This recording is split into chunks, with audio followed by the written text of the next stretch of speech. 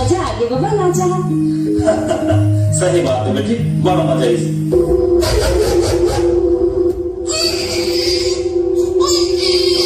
बाबा सुना था सर, अक्का रात के कोई लड़का के रोए की आवाज आ रही।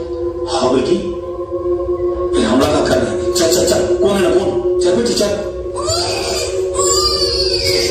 बाबा ये तो दूसरा लड़का हरेगा। हाँ बेटी, चल बेटी चल चल चल चल।